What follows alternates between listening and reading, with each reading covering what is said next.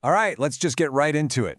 We're going to dismantle a myth today that costs companies millions, maybe billions, in wasted effort every single year. And that myth is the idea that you can just do lean by cherry-picking a few tools off of a list. But here's the thing. We're not talking about a toolkit. We're talking about something much, much bigger. We're talking about a complete operating system for running a business, the Toyota Production System. I bet you've seen this before. You walk through a factory, maybe even an office, and you see the evidence. The 5S boards that are perfectly organized, but they've got a fine layer of dust on them. Or the Kanban cards that are just completely ignored. The whole continuous improvement initiative just feels like it's on life support. It's a super common story, right? And it all points to this massive, fundamental misunderstanding of what this is all about. So, what is going on here? Why does this keep happening? So why does this happen?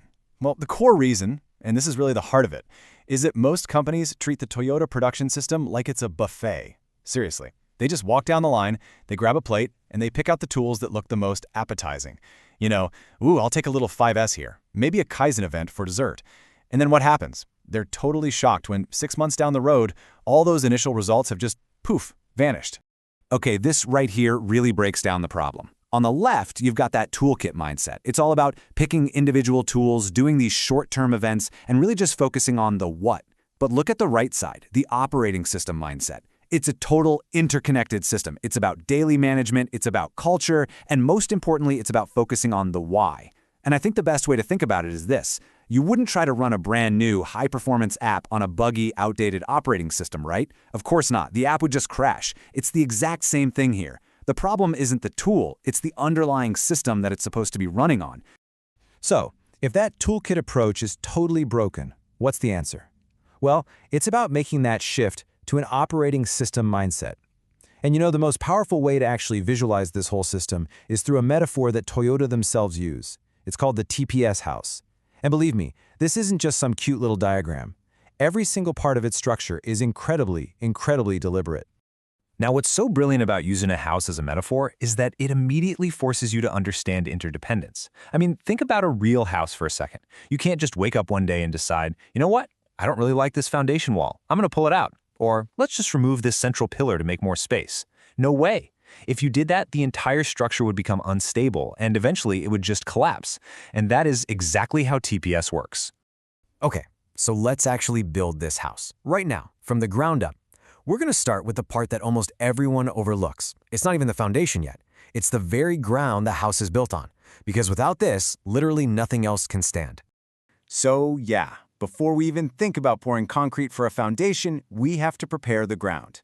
And in the TPS house, that ground is respect for people.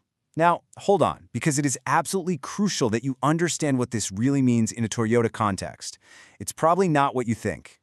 This is not about being polite. It's not about being nice. This is a hard-nosed, practical, operational strategy.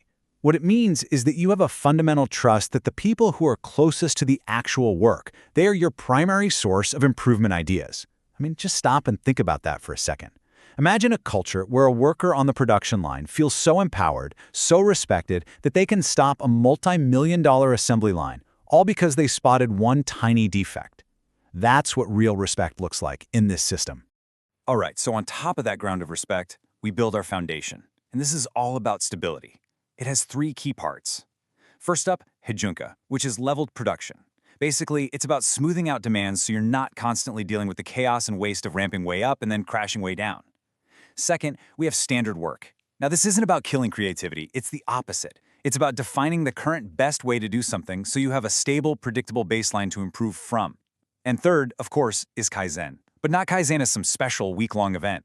We're talking about the daily habit of everyone making small, incremental improvements. It's that constant, daily effort that truly builds a culture of excellence. So now we have a solid, stable foundation. And on top of that, we can finally put up the 2 famous pillars that are going to hold up the entire roof of this system. Now, these are the 2 concepts that most people have actually heard of, but they almost always misunderstand them. So on one side, you've got the flow pillar, just in time. The goal here is pretty simple on the surface. Get the right part to the right place in the right amount at exactly the right time. Then, on the other side, we have the quality pillar, Jidoka. This is often translated as automation with a human touch, and its core idea is, well, it's radical. Think about it. A traditional factory manager's gut instinct is keep the line running no matter what. We have to hit our numbers. But the TPS mindset, it's the complete opposite. It says, stop. Stop the line, find the root cause of the problem right now, and fix it permanently so you never ever pass that defect on. It's a huge shift from fixing the product to fixing the process. Okay, so we've built the house. It's a really elegant system for sure. But I know what you might be thinking. You're thinking, so what, right? Why does all this nitty-gritty operational and cultural stuff actually matter to the business? Well, the answer is incredibly simple. When this operating system is running the way it's supposed to, the results show up directly on the scoreboard. And by scoreboard, I mean the company's P&L. And this is the really crucial point here. TPS is not some side project that you give to the operations team to keep them busy. It is a margin-improving engine.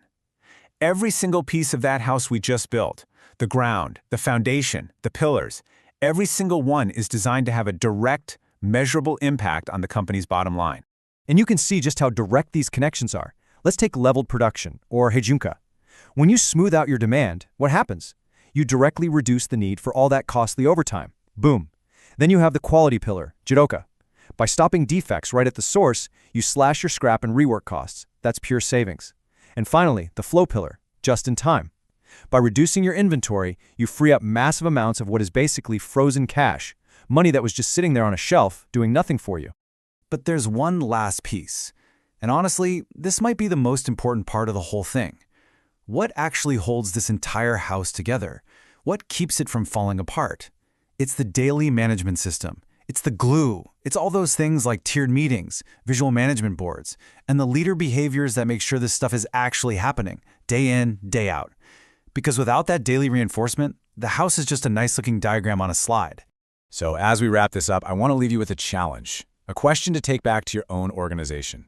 Stop looking for the next shiny new tool to fix your problems. Instead, take a really honest look at your company's own improvement house. Is it actually built to last on a solid foundation of stability and real respect for people? Or are you just collecting a pile of tools in the yard, hoping they'll somehow magically assemble themselves into a shelter? Because the answer to that question, well, that's what determines if your improvements last for a quarter or if they last for a generation. Thank you for watching the videos and supporting the channel. If you enjoyed the content, ring the bell and like and subscribe. If you want to learn more about operations management, check out the books at the links in the description below.